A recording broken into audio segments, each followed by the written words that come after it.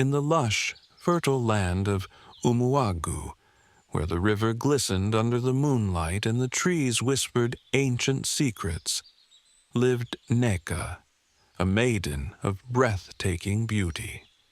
Her skin glowed like polished ebony, her eyes sparkled like the stars, and her smile could bring warmth to even the coldest hearts.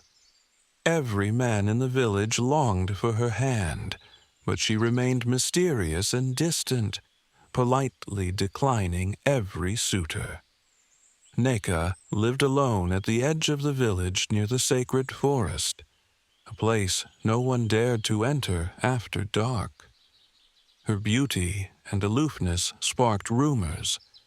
Some said she was waiting for a wealthy chief. Others whispered she was cursed, but none dared to voice their fears aloud, not even Obinna, the bravest hunter in Umuagu, who had fallen deeply in love with her.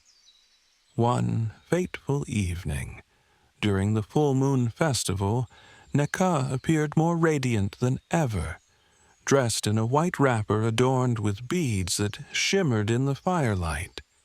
Obinna couldn't resist. He approached her, his heart pounding. "Neka," he began, his voice steady, but his eyes pleading. "Why do you keep your heart hidden? Let me prove my love to you."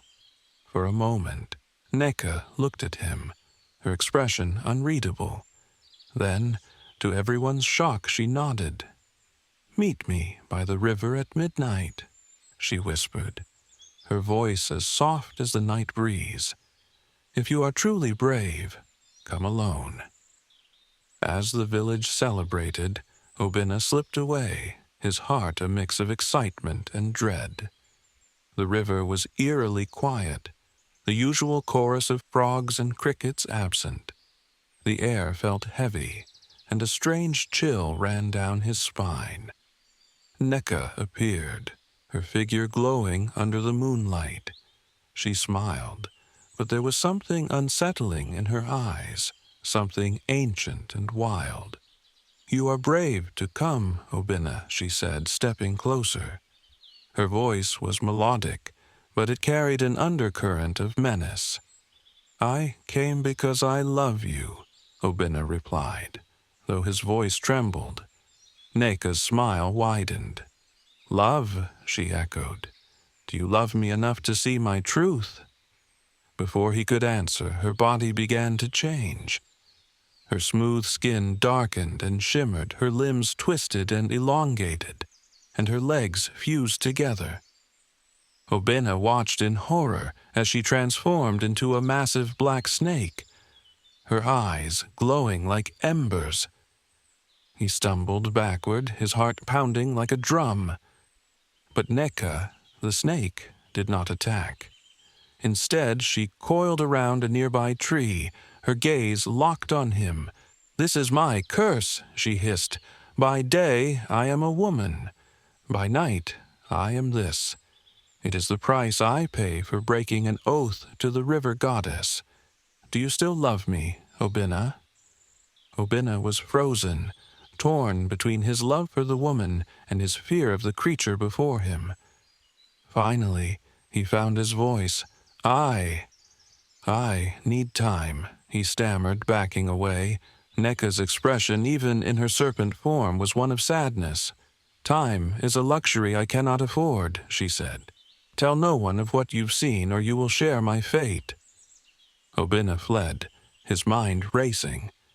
He returned to the village, but he could not keep the secret.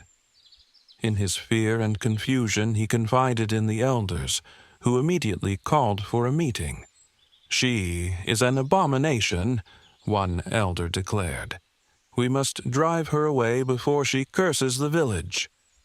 But Obinna, despite his fear, felt a pang of guilt. He tried to argue that Neka had done no harm, but his voice was drowned by the cries of the angry villagers. That night, armed with torches and weapons, the villagers stormed toward Neka's hut. But as they approached, they found her waiting, she stood calmly, her eyes glowing with a mix of sadness and fury. "Is this how you repay kindness?" she asked, her voice echoing with an otherworldly power. "I have harmed none of you, yet you come to destroy me." Before anyone could respond, she began to transform again. Her serpent form towered over the villagers, her hiss sending shivers down their spines. "You have sealed your fate," she said. "From this night forward, the river will reject you, and your land will wither."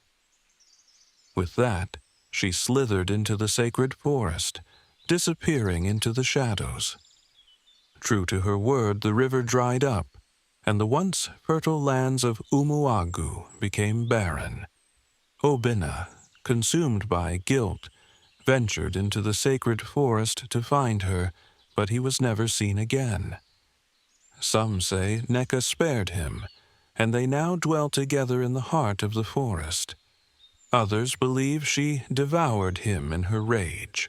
To this day, the villagers of Umuagu speak of Neka, the snake girl, in hushed tones, a tale of beauty, betrayal, and the price of fear.